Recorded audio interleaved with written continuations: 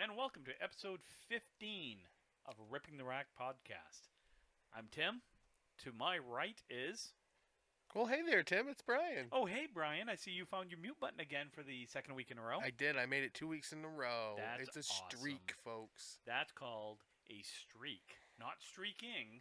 No. I wouldn't do that. I wouldn't subject that to anybody. You ever done it? No. You ever gone God, streaking? no. Really? No. Seriously? Seriously, Tim. No, I haven't. Oh, I have. What? That doesn't surprise me. It does not at all. I did. I did run down the street after the Bruins won the Stanley Cup for the first time in 40 years. What was that? 2011. Yes. Yeah, I did run down the street in my boxers, screaming. So the funny story about that night when they won, other than that, it was the first night that Kelly's parents had come to stay with us in the apartment since I'd moved in. So the very first night that they decided to come stay with us, the Bruins were on, and I only had one TV in the apartment. Oh boy.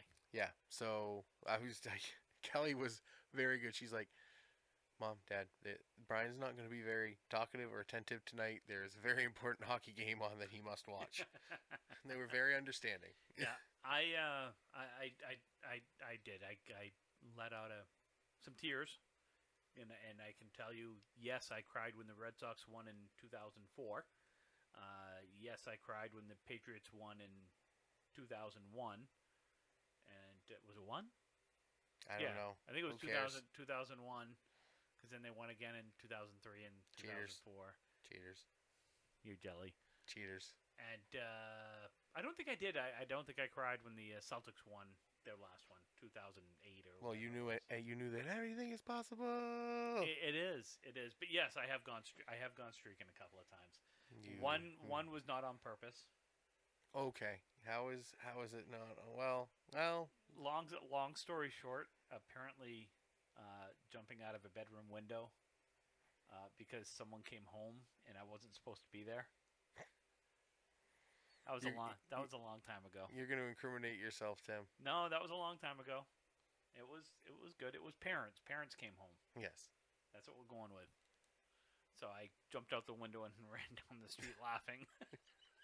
That does not surprise me either. You silly man. Yeah, well, I'm an idiot. But it was fun.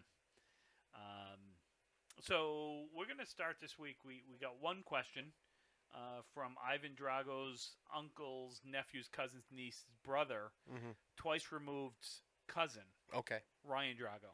Yep. Ryan asked us. I must break you. Yes, I think he said I must break you. Actually, he said he hopes all is well with both of us. Oh, very good. So thank you, Ryan. Thank you. All is well. I think this makes it official that we have 4 listeners now. Woo, one more, and we could have a listener appreciation episode. We could. Every episode is listener appreciation episode. Yes, Calvin, I am going to have you on the podcast eventually. We're not allowed in Canada because we're dirty Americans, Calvin. Calvin's special, but we like him anyway. He certainly is. So, Ryan has a couple of questions. Okay. First question. If Candlepin Bowling was to expand throughout its New England region, so basically outside the region, what other states in the country do you think the game would do well in? And Brian, do you want to answer that one? I'll let you answer, and then I'll give my answer. You know, when I was fixing the brakes on your car the other night, and we were talking about this, I got to thinking. Yes, I helped fix them, just not as much. Yes, we'll go with that. I put a tire on. You know, I was thinking Florida. Florida is the obvious pick because that's where a lot of older New Englanders go to retire. God's waiting room. And right now, like, COVID land. Yes. But then I got thinking, why not like the Midwest, like farm country? Not a whole lot out there other to do than to, farm, play basketball. Why not bowl? Okay. I would agree with Florida. I do feel specifically the Tampa-St. Pete area, I think would do very well, as well as the East Coast when you get Fort Lauderdale north. I don't think it would do, Miami itself, I don't think would do well. So I do feel Florida would. I think it would do okay in Florida. I also think it would do well in Arizona. Obvious for a couple of obvious reasons is that is another retirement spot for folks in the Northeast. Um, I think Arizona would be, the Phoenix, Scottsdale, Glendale area. I think it would do well. It would take a little bit to catch on. There definitely would have to be some money behind it to, obviously for marketing purposes and things like that. But I do think you could do well out there as a rule. And I think once you got kind of in those places, I think you could attempt to do some other larger places. Mhm. You had mentioned when we were talking about this off the air, you had mentioned the Mid East. Call it Maryland, Not the Mid-East, Middle East, not Middle Tim. East, Mid-Eastern United States. I don't want Kabul Bowl. Oh, strike! Oh, throw a bomb! A kaboom! Yeah, easy, Tim. Sorry, I'm easily distracted today. Squirrel. Squirrel. Well, I'm empty nesting now. Oh, that's right. So Your last bird flew away today. the last bird flew away officially today. So Jordan's all grown up. Jordan all grown up. So he and his girlfriend have got their apartment. So it is now just Angie and I in the house. And the cats. And the cats. And the chipmunks and the squirrels and the birds. And Okay, Davy Crockett. and the turkeys, can't forget them. And some deer. And What was the guy in Little House on the Prairie's name? Ingalls? well, you had Laura Ingalls. What was his name? Oh, God. Something Ingalls. That's what I you don't know. turned into, man. All your So animals. poor Angie now has just me to annoy. I mean, I will We're annoy setting her. up a fund for her, folks, so we can get her money for dealing with Tim. Well, I sure. So long story. I know we kind of got off track a little bit, but the mid-eastern states of Maryland, things like that where you have duck pin already. Yeah. I think might be able to support. Speaking of different kinds of bowling. Yep. I know Bobby Kite, of Canada, was bowling like a big 5-pin match in Calgary. Yeah. There's some good money in the 5-pin stuff up there. Mhm. And again, that's a national thing. I know a lot of these guys bowl 5-pin as well as candlepin. I tried it once when I was up there. I couldn't do it. I didn't understand it. It was a little confusing. It's too much math. There was a lot of math involved, and it just confused me. So if someone wants to write to us and tell us the rules of 5-pin so we understand it, that'd be great. That'd be cool. But That'd be go good. Bobby. And then the second question that Ivan Drago's uncle's nephew, niece's cousins, someone's best friends, twice removed, Ivan Drago, Mhm. Ryan Drago. Ryan wanted to go. It said, sadly, many candlepin centers have closed throughout the years. If you had the opportunity to bring one of them back, which candlepin center would it be? Can we do Canada and America? Yes. Yeah, we'll do. Let's do the dirty Americans first. Rockland Family Bowling Center in Rockland, Maine. Why? That's where I grew up. Okay. Fair enough. It's a Family Dollar now. I hate never bowled there. Never had the opportunity to bowl You there. you kind of get to bowl there because the lanes downstairs at Oakland Park are from Rockland. So Okay. kind of. Kind of. I would say on the dirty American side, there's two that I can think of right off the top of my head. The first one being in Pittsfield, Maine, not Pittsfield, Mass, but Pittsfield, Maine was Pittsfield Bowling Center. I would love for that to come back with Cesar running it because that was one of my all-time favorite places to bowl. It was clean, pins went great, and Cesar really put money into it. So to me, that was cool. Like, you'd go up for a tournament and he was sponsored. So he had sponsorships from, I think it was Pepsi. Yeah, Pepsi used to sponsor tournaments. So it was, I want to say it was like $20 for a double. I think it was like $10 for a double, $20 for a triple, or something like that. Just cash in hand. I can remember bowling a pro tour there. I did not win the tournament, but I walked out of there with like $200 in cash because I threw a bunch of doubles and a couple of triples and things like that. And I think I bowled 1,400 and lost. Wow. Yeah, I think Mark Smith won that one. He was like 1420 or something like that, and I was like 1395 to 1405, somewhere in that range.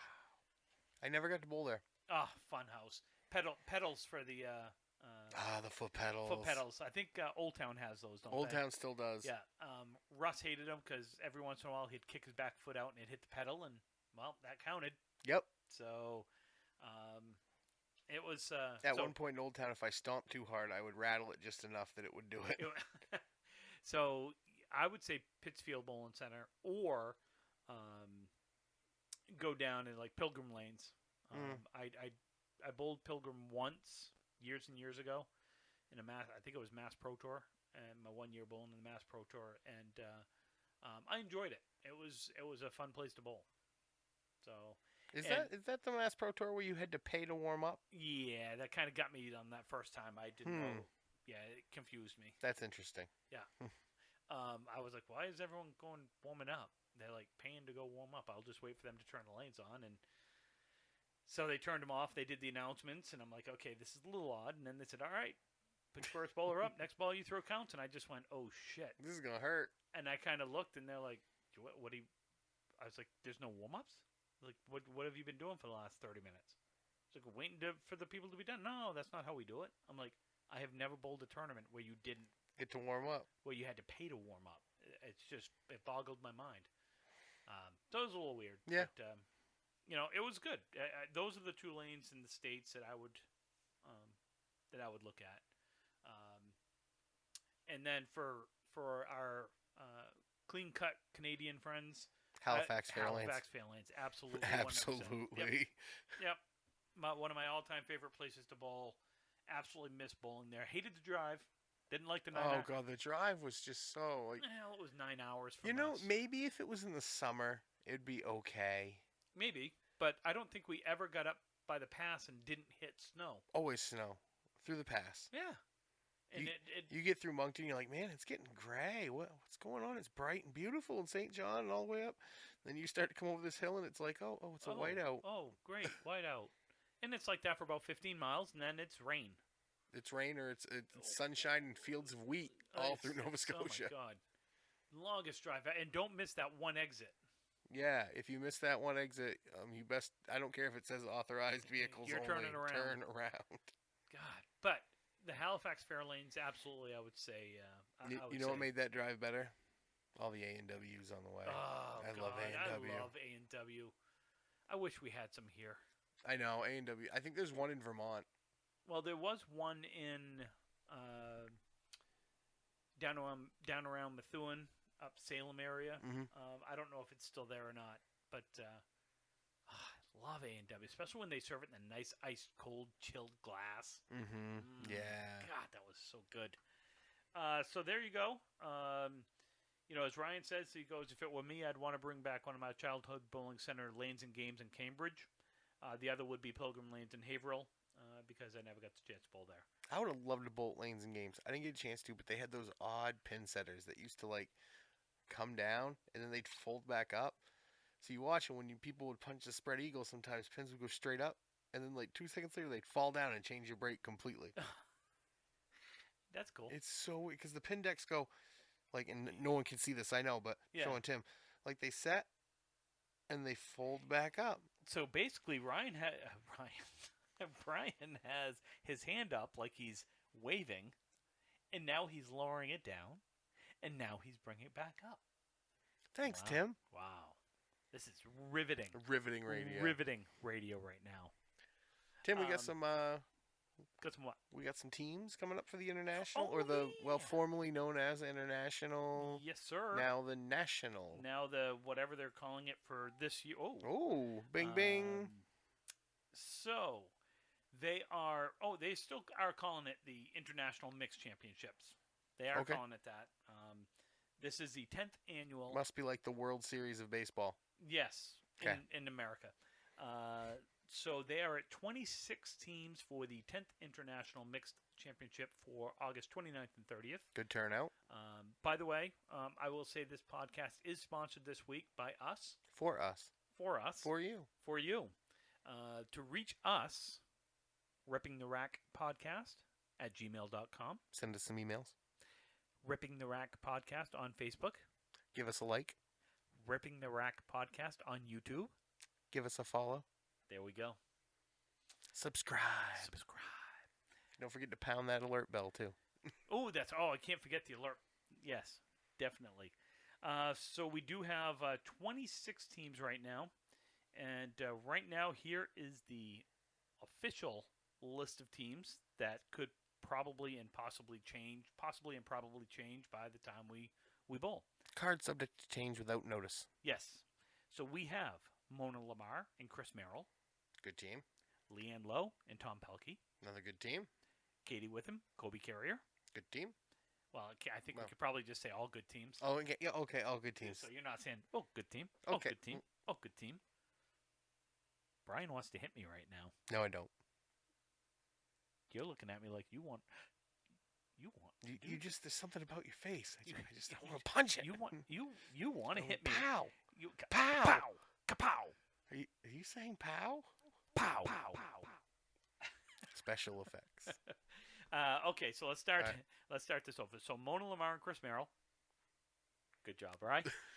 He wanted to. Leanne and Tom. Katie Witham, Kobe Carrier. Christy Hapworth, Matt Huff. Didn't do it again. Nice job. Shannon Scribner and Mark Carrier. Vanessa Huff and Mark Weber. Peg Donnelly and Ray Athern. Go, Dad. Go, Ray Ray. Team Ray Ray. Apparently, Nikki. She's just going by one name. I'm assuming it's Nikki McKeever. I think so. Yeah. Doesn't she usually bowl with Mike Legendre? Yes, and that's who she's bowling with. But it's just Nikki on here. Oh. And Mike Legendary, according to what they have spelled here. You butcher his name all the time, Dude, anyways. Look how they spelled it. I don't care. Okay, I'm calling out because you can't say it, neither can I. And the best team in here, Aaron Merrill and myself. Just saying. Andrea someone. Okay. Don't have a last name, and Scott Sir Royce. Gene Gilbert and Dave Gilbert. Sarah Duffy and Nick. Oh, apparently it's spelled here Zafalto. Freshie. Apparently he's now some type of pill. Isn't that like Zeralfo? I'll have to ask my wife. Side effects of Freshie may include constant drunkenness, inability to speak function, and touching and of extreme your ass. hunger. And touching of your ass. You forget that. Consult your doctor if you're going to bowl with Freshie. Sarah Duffy and Nick Zuffalato. We have Lori Lewis and Nate Lees. And we have Kai Hunt and TBA. That's a new one. That's probably Kerrigan, I would assume. I don't know, but it's right now. It's to be announced. So maybe it's a shock reveal. I think it's going to be a shock reveal on the day of. We have Sarah Simmons and DJ Trask. We have Deb Regan and Mike McCheechy. Cheech. We have Trisha Hughes Smith and Evan Riva trying to defend their title, as they did win the elongated tournament last year when we bowled 30 strings and my hand fell off. That was a lot of bowling. Oh my God, that was so bad. We have Jess Stockton and Jeff LaPierre. We have Nancy Vigu and Mike Leland. We have Sonia Renee and Nick Norcross. We have Mario Johnson and Cole Fry. Sage Johnson and Josh Daly. Iris Libertini and Jeff McLean. Michelle Ward and Aaron Bassford. Kerrigan Skinner and Rick Martell. Well, there goes the shock reveal for not Kai. The shock reveal, okay. And Faye Sawyer and Craig Holbrook. So those are your teams as of right now. 26 teams. Should be a ton of fun. And that is coming up in 2 weeks. Start time is 9 a.m. on Saturday the 29th at 1710 Sports Center or 1710 Bowling and Entertainment Center in Augusta, Maine, right on Route 3. Come check it out. It's a lot of fun. Good time will be had by all. Their phone number is actually really cool. Oh, yeah, their phone number is 621 1710.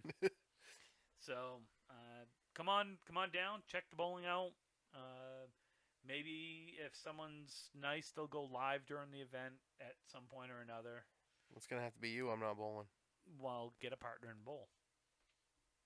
I told you. I'm just telling you.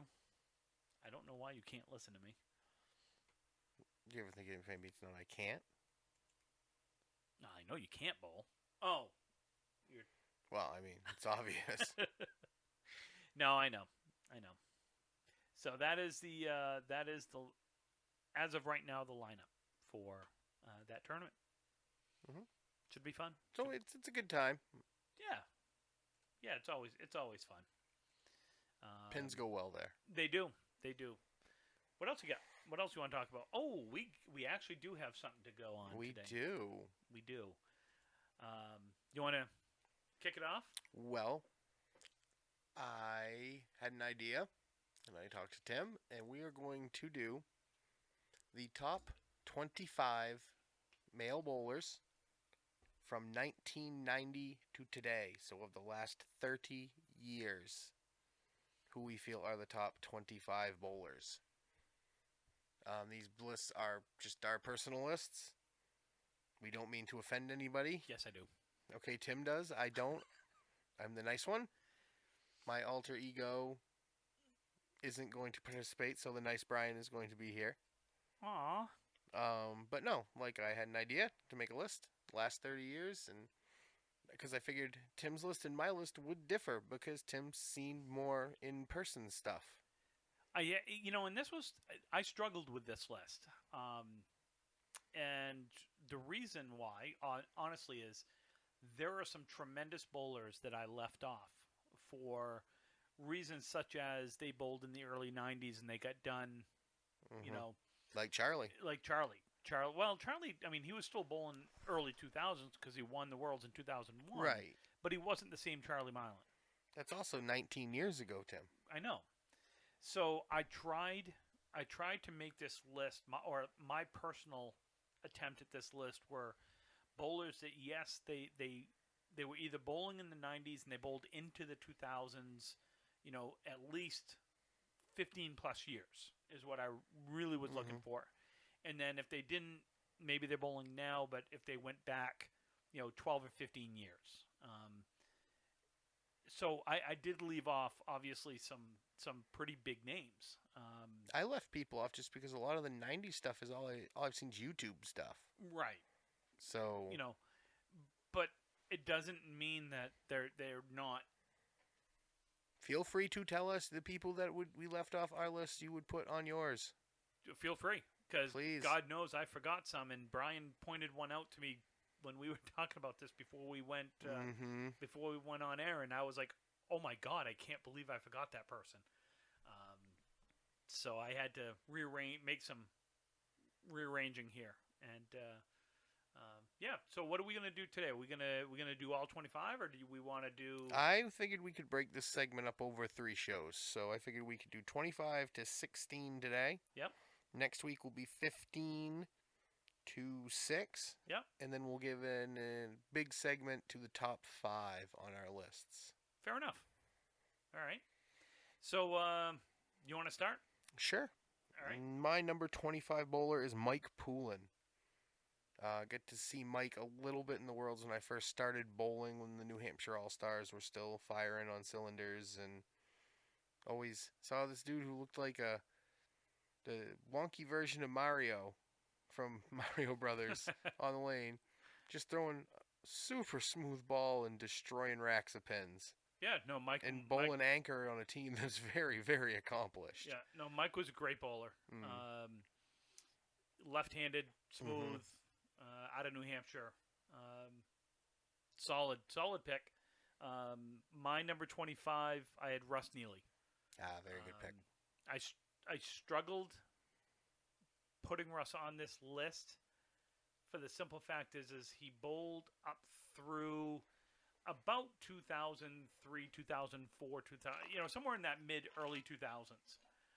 So I really went back and forth on this pick, but he was so dominant in the state of Maine in the 90s, the late 80s and 90s, that I had to put him on this list. So I got Russ at number 25. Nice. Moving along, my 24 is Steve Plant. I had a chance to bowl with Steve in the knockout back. It was the last year. I think it was in Bangor. Bowled with him, and super cool dude to bowl with. Another lefty. From what I've seen, lots of TV appearances on the various shows they did down there. Just real smooth ball. Makes a lot of cut shots. Fun to watch. Again, was on a lot of good Worlds teams. So my 24 was Steve Plant. My 24 was Mark Gregory. I have him on my list a little higher. Yep, Mark is a really good dude. I got the pleasure to, I had the pleasure to bowl with Mark in a couple of Worlds. Total chaos. And he's just a super nice guy. Human rain delay on the lanes. He just seems he's so quiet. He's But I've heard he's hilarious. Oh, he's a riot. No, he is. He is. He's got a dry sense of humor, and when you get to know him, I mean, the dude is really funny, and he's a hell of a bowler. I know he's got at least one 500 series. He did that Bangor in the Worlds. Won a world title with Academy a couple years ago. Yep. Still bowling. Still a great bowler. So I got Mark at number 24. My 23 is also a Mark, and it's Mark Carrier. I put Mark on this list because he's a multiple-time World Singles winner. He has an ICBA title. He has a state eliminations title. He hasn't been to the finals in a World yet, but he's been on some great teams that I've been a part of and Tim's been a part of. And I just think looking at, Mark is a great singles bowler. These are the best singles bowlers of, the last 30 years, and Mark deserves to be on that list. So I put him at 23. I would not disagree. I do not have Mark on my list, and the only reason that I do not have him on there is because I've got a lot of guys from the 90s on here. So, as I said, you've seen more than I have. And I struggled with that because I have a list, and Brian's kind of looking at it, where I broke it out: Mass, New Hampshire, Maine, and Canada. And Mark is definitely on my list that I was trying to choose my top 25, and I struggled with leaving him off. He's a hell of a bowler and a good friend. I really like Mark. I think the world of him. Drywall Concepts, by the way, has been a multiple-time sponsor of this show. Yes. Mark's he's a good dude, and he's a hell of a bowler. He really is a hell of a bowler. But again, I had him just off my list only because I've got some guys that you probably don't have from the back end of the. Oh, for sure. Yeah, for sure. My number 23, I have Tony LeBlanc from Canada. Wow. Yep. I have Tony much higher. Yeah. Well, you'll see the reason why when I get up there. Okay. One of my reasons why I have him down at 23 is he was so good for a period of time that wasn't as long as some of these other guys. And then he kind of moved around some, moved down to the States for a while, then moved back. So again, a hell of a bowler and nice guy. I had a great time, talking to him up at the Moncton 560 this past February, and nice guy. Had a lot of fun chatting. Can still bowl too. So. Moving up to 22, my number 22 is Chris McGrady. When McGrady bowls leadoff for A+, he is probably the best leadoff bowler in the building. He is a guy who is a machine on the approach. He throws the same approach, the same ball every time. And he's deliberate. Much like Mark Gregory, he is deliberate. Yes, he is. McGrady, I believe, has thrown a 200 string. He used to bowl the Can-Am, and Jim Pendergrass, a local guy from the Mid-Coast area here, likes to tell me that he had a 30-pin lead on Mr. McGrady, and then Chris threw 4 bombs in a row and a 9-drop, and all of a sudden he lost the match. Yeah. But just Chris is a nice guy, fun to talk to, great teammate from what I've seen. I haven't bowled with Chris, but he seems like he's serious, but he's in every match. He can lighten a mood, and he's just very talented. Yep. That was another one like Mark Carrier I struggled with. I do not have Chris on my top 25. Again, because some of the guys that I have on here, as we'll get later on, we won't get to him this week. But that was kind of my number 22 is Calvin. Calvin. I put Cal. I have a lot of respect for Calvin on the lanes. He is in my eyes. He is one of the most underrated bowlers right now in this game. I'm talking Canada and the United States. I don't think Calvin gets enough. Calvin's good. I don't think he gets enough. I'm not going to say respect, because I think people respect him on the lanes, and they may not like him. I don't think he gets enough credit for how good he is. Yeah, he's on my list. I have him at 22. So we're going to 21. My 21 is a guy I didn't see a lot of, but I've heard a lot of. Actually got to bowl, a box against him in the Worlds. I think it was his last Worlds. It's Kansas Snow. Yep. From Nova Scotia.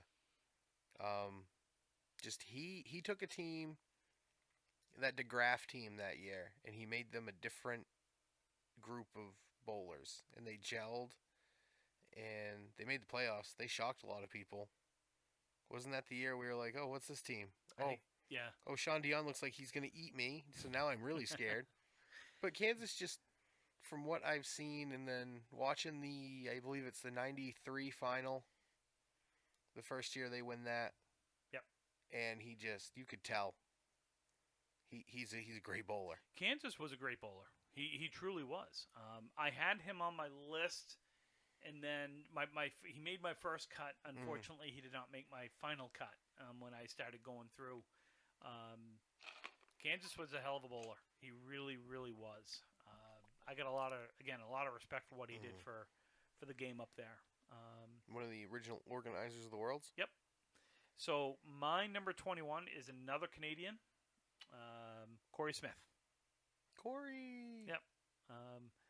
Corey is another guy that Corey's clutch. I've been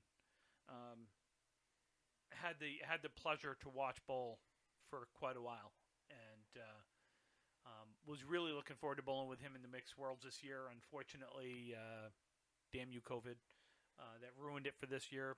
Hopefully, there's next year. That's why we can't have nice things. I know. So I do have Corey at number 21. My number 20 is Dick O'Connell. Saw Dick bowl with Maine Heat early on in my World's career. Yep.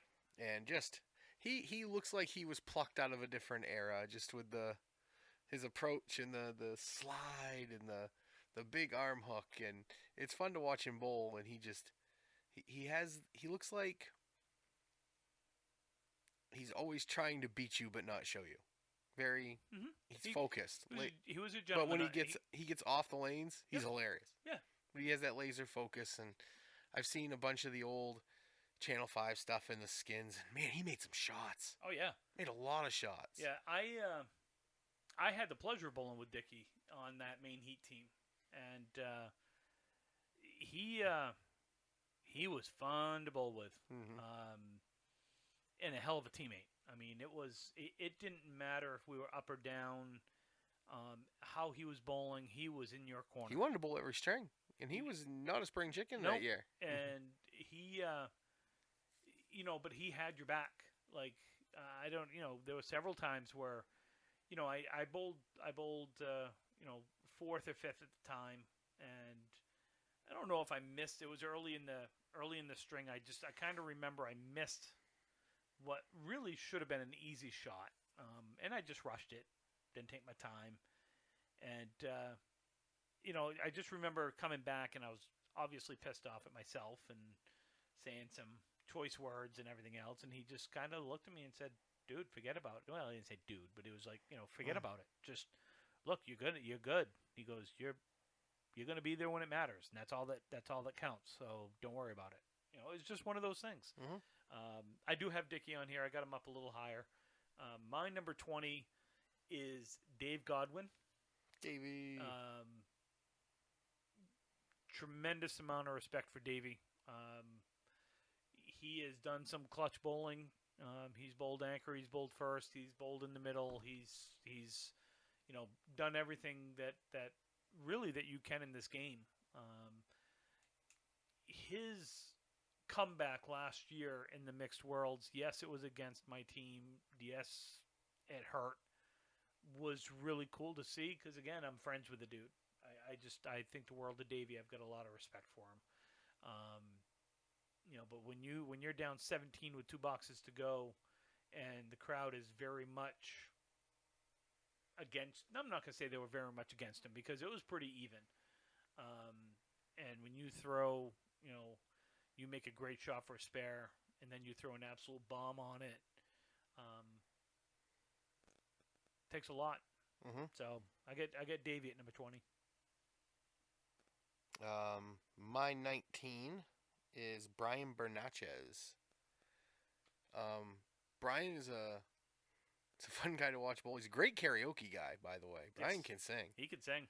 But he is a guy everyone looks to anytime that there is a deadwood shot. Brian knows how to play shots. Brian will make a lot of shots. Brian throws a lot of sneaky strikes, and what I mean by that is he does not throw the ball hard. He just kind of palms it out there, and it's got rotation, and it mixes. And he's thrown a lot of big strings. I've seen him throw a lot of big strings in the Can-Am. He's been on a lot of good teams, and there's a reason for that. He was kind of that experience that I think helped Kingswood win that first year in Kingswood. Mm-hmm. He helped those young guys and steered them in the right direction to make sure that they didn't have, squirrel moments. Oh, squirrel. Or as I call them, quicksand moments where you're up 35 pins with, 12 boxes to go, and all of a sudden you're sinking and sinking and sinking, and Yep. you don't mark coming home and you lose. Been there, Quicksand. Been there. Been on teams like that. But- Been on the opposite side too. Yeah, and he's just always impressed me with his skill and ability. Yep. Brian's another one that I had on my first time through, and then unfortunately when I got thinking and putting everything through, just kind of fell off that top 25. Again, great ball. I got nothing bad to say about Brian. I like Brian. I've had some great strings against him. I've had some great matches against him. I've won some. I've lost some. But it's been a lot of fun with him. My number 19 is a New Hampshire bowler, Chris Bovair. I don't know why I have him on here. He's terrible. Easter Classic winner. I just like his name, Bovair. Just kidding. I love Chris. Chris is a great bowler. Real steady. He is. He's one of those guys that I love to bowl against, because he knows what the game is about, and He has a good respect for the game. He has a good respect for the game, and he has a good respect for the opponent. He wants to win. His competitive. He's got one of the highest competitive, drives that I've seen, and he's won some stuff. I mean, obviously, he made my top 25 for a reason. And it's not the $100 that he's going to owe me after that. But no, I got Chris at my number 19. 18, I have Calvin Locke. Calvin is so much fun to bowl against. And why I say that is because you don't want him to get a break, but you know he's going to get a break. Because that's just what Calvin does. He makes a joke, or he busts your balls, turns around, arm swing, does that little dip, and then throws 9 break with wood, 8 break with wood, 7 pin with wood. Or, a shot that you don't think he'll make, but you deep down you know he's probably going to make it because it's the last 2 boxes of a string. Yep. Calvin finishes. Calvin throws big strings. Calvin can be a dick. but we all can. And Calvin deserves to be on this list. You know, look, Calvin.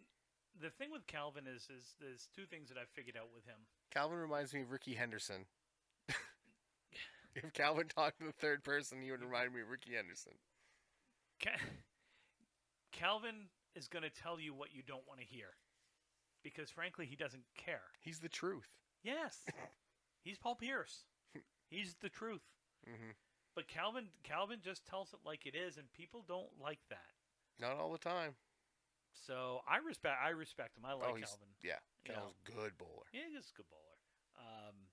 Shit, I forgot what number we're in. What number? 18? 18. 18. My number 18 is another New Hampshire bowler, John Winchell. John Winchell, who absolutely got 100% screwed in the match. Yes, justice for Winchell. Justice for Winchell. Yeah. That's going to be the next trending topic. So I've had the pleasure of watching John bowl. I've had the pleasure of bowling with John on teams. I've had the pleasure of bowling with John in singles events, just sharing a lane. He is a very solid bowler. Takes the game seriously. Driven to be Wants, better. yes. He's a good anchor bowler. Frankly, bowls well anywhere in the lineup. But again, ton of respect for John. I think he's again another one that's probably a little bit underrated. But I got him. But he puts in the work. He bowls in everything. Yeah. But I got him at number 18. My 17. We get 2 spots left, 17, 16 for this portion. My 17 is Calvin's teammate and brethren of the North, Corey Smith. Corey's clutch. Corey throws bombs when Corey needs to. Yeah. I've seen him throw so many big strikes, and he's just so focused. He never lets anything get too much, and there's never too much emotion. You get that little mumble under the breath if he throws a bad ball and smack himself in the leg, and then he'll make a shot. He'll punch the half-wister, make it, and then he'll be mad at himself. But Corey is another guy. He bowls anywhere in the lineup. He bowls great anywhere in the lineup. But you want him at the bottom of the lineup. Yeah. For obvious reasons. Yeah. Yeah. No, I get a lot of respect for Corey. That's why he's in my top 25. My number 17 is a Western Massachusetts bowler by the name of Det Klein. The detonator. So Det has been around a long time in this game, and is vastly underrated in my opinion. He is good. Is he a Hall of Famer? I think so. Should be, if not. Should be if he's not. I think he definitely should be in. He's won a bunch. Did he bowl with you guys when you bowled Chaos that Yep. year? Yeah, I only bowled with him 1 year. Mhm. That was unfortunately the year I got sick. He had swine flu in our hotel room, guys. I was rooming with him. First time I ever roomed with Tim at the Worlds, and he gets swine flu. What can I say? He couldn't move. It sucked. And healthcare is not free in Canada if you're not from Canada. No, but that's okay. So yeah, I got Det at number 17. Great bowler, great guy. Still bowling now. He will still compete, and he's still doing it. He's still a 120 plus average bowler. So there we go. There's my 17. My 16 is Mark Gregory. We've already talked about Mark. Mark's incredibly good, accurate, makes a lot of 9 drops, can put the ball wherever he wants. Deliberate. The year I got to bowl with him in the knockout to qualify, it was me, him, and Chris McGrady Oh boy. in Halifax, and I had the bottom position, so everybody got to watch me finish my last 3 boxes every single string, and they were not impressive back then. But he is what I would call, if you could pick a temperament for a bowler, I think Gregory has it. Yeah, I think so. My number 16 is Dick O'Connell. Dickie-O. So I got Dickie O at number 16. Mhm. We've already talked about Dick. There's nothing I really need to say, because I said it all Right. previously. So Number 16 is Dick O'Connell. And that's the end of the first part of the list. So, folks, there you have it. Tell us what you think. If you think it's hot trash, let us know. Who would be in your bottom part of the top 25? Yeah, it's a lot harder than you think. It is. Because there are some great bowlers that I looked at and I'm just like, I want to put them in there, but I've already got 25 bowlers. Right. You know, it's like when I was coaching. It was when I was coaching high school basketball, and I know people find that funny that I coached basketball. You only played the kids with the hot moms? Well, yeah. No, it was funny. Is you know, you can only have 5 starters, folks, And there's only one basketball. and there's only one basketball. You can't start 10 or 12 players. So this is very similar. Mm-hmm. We only have 25 spots Yep, for probably 200 guys that could at least. have a chance to be on this At list. least, and we'll do some type of list for the women as well. Mm-hmm. Should we do a hot or not? No, I don't think that's appropriate, Tim. Not appropriate. Tim, the counselor talked to you about this. Oh, damn it! All right. How are we looking for time, Tim? We've got about 13 minutes and 29 seconds. Okay, that's So we- very, very, very specific. I might be off a little bit, but it was Mhm. somewhere in that range. Hey, how's the car going? Did the brakes work that I fixed and replaced? I don't know. Ryan borrowed it because I borrowed his truck to help Jordan move, Oh. and I haven't seen the car since. Uh-oh. So, don't know. It should be fine. Hopefully. It stopped when we drove it. Well, we hope it stops. I mean, that's kind of the goal. Well, yeah. You know. So, what do you want to talk about? I got an idea. Okay. Tuukka Rask. Tuka, So Tuka, Tuka. We are Tuka, Tuka, Tuka. we are taping this on a Saturday, and the Bruins are in the midst of the first round of their playoffs against They're Carolina. up against Carolina, right? 3-1? 1-1. Oh, 1-1. Yeah, because okay. they're coming into the third game. 1-1? 1-1. And Tuukka announces that he is opting out of the rest of the season. Okay, but it's because a family member is sick. Well, I am only having a problem with this for a couple of reasons. Okay. Number one, he didn't say it was because his family member was sick. He said he wanted to spend time with his family. They said on the game though today that Yep. it's his mom is very, very sick. Right, but that wasn't what the announcement came out at. Maybe it is, and I get Maybe it. that's a little personal. Here's my take. Hot take coming. It's hot Fire. something. Hot take. Hot something. Hold on. Hot take. Sorry, I like to play with reverb. It's better than playing with other things. Just saying. Don't look at me like that. So what is your hot take on my- someone wanting to spend time with their family? So you knew you had about 4 months when they canceled the season in March. You had April, May, June when they were talking about, well, we're going to come back. We're going to do it as a bubble. We're going to do this. We're going to do that. And you're in. You had a chance to opt out. You're a professional player making millions of dollars. Yes. Okay?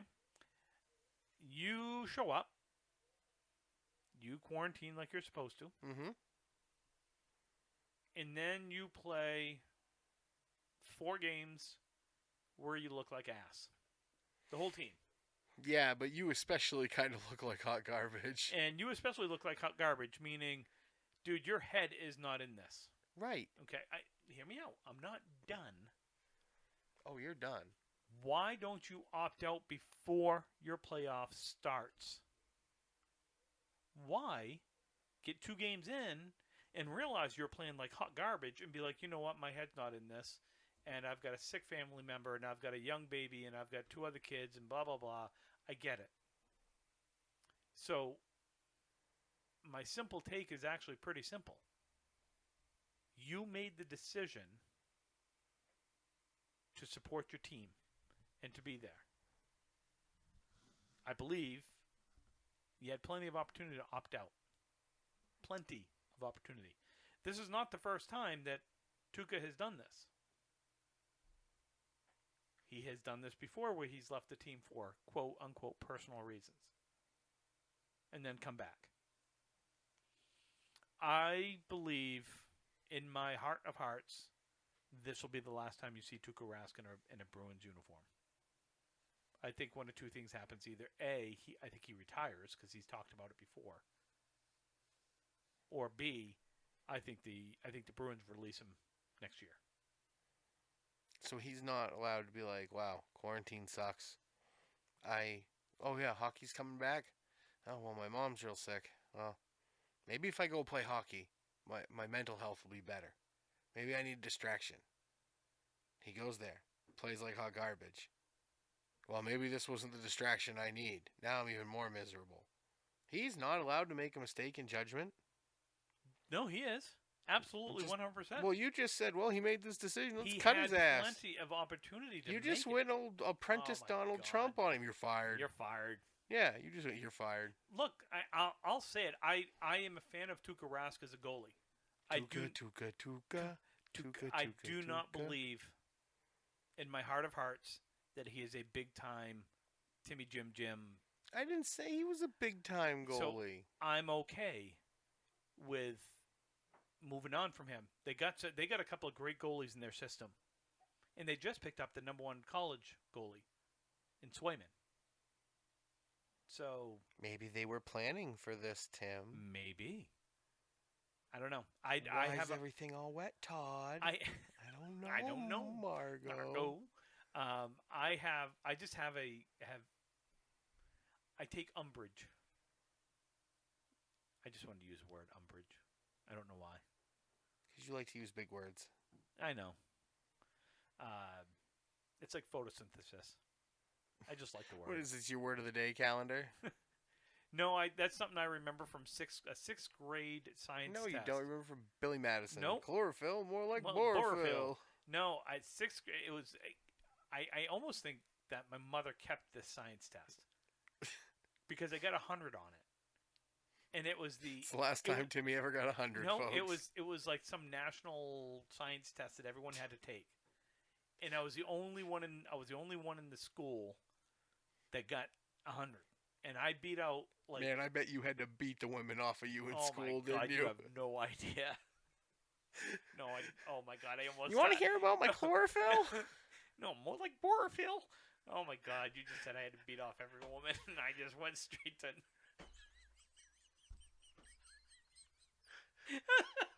Oh, God.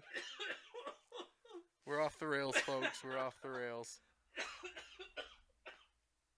Talk, Jesus. I'm dying over here. Oh, God. Tim's talking about his science test he passed and when he was in, I don't even know how old he was. Sixth grade, I was Sixth 12 years grade. old. And I remember photosynthesis as the answer to one of the questions because I completely guessed and got it right.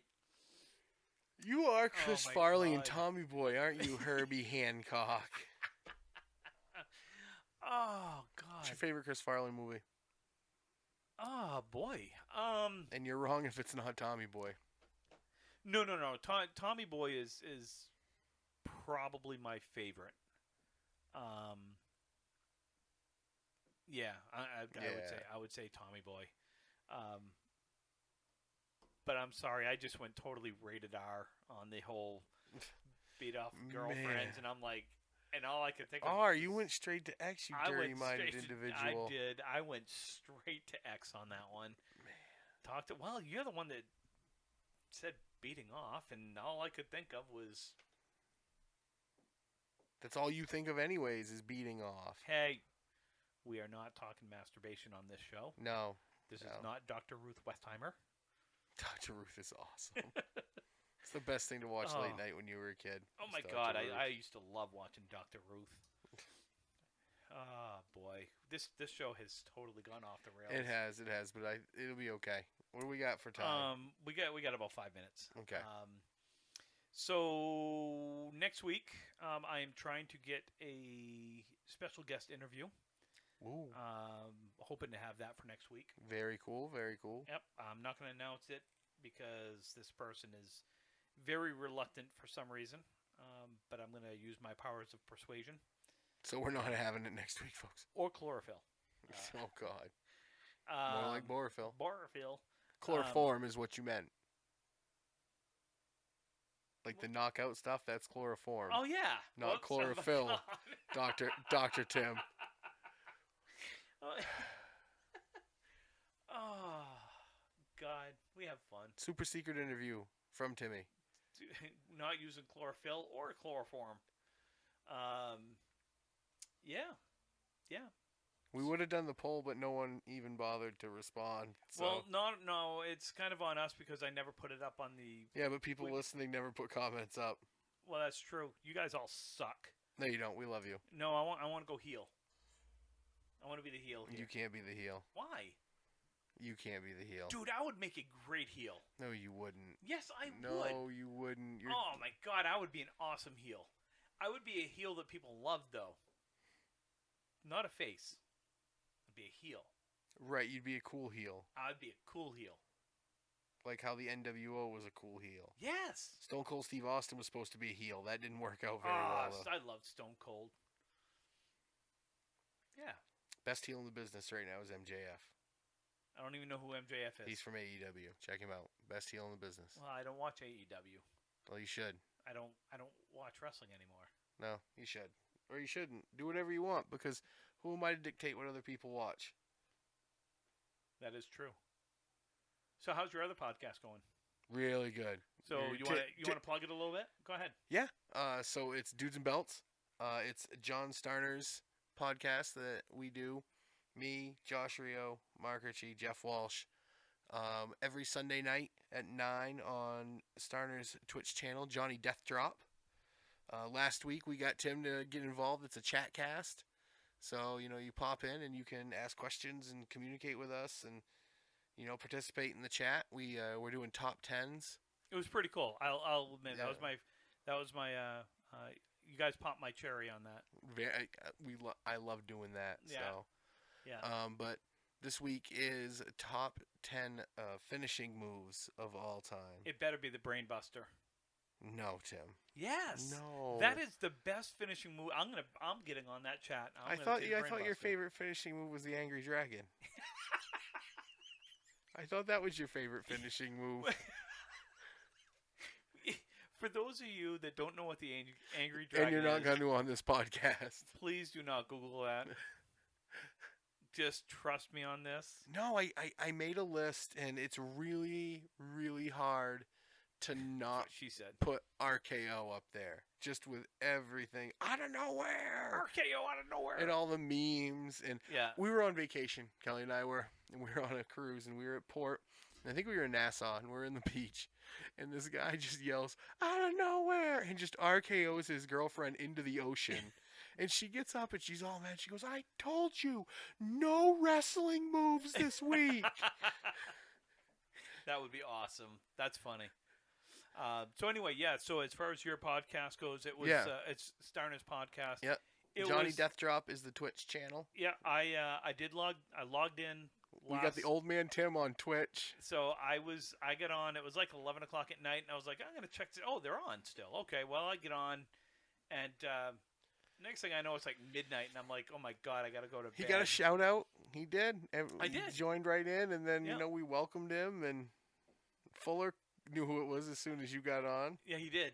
He did. I don't know how he knew that was me, but Oh, come on, TJM 502. is it that obvious? Yes, if you know you, it is. Do you know me? Do you know who I am? Sometimes. Sometimes.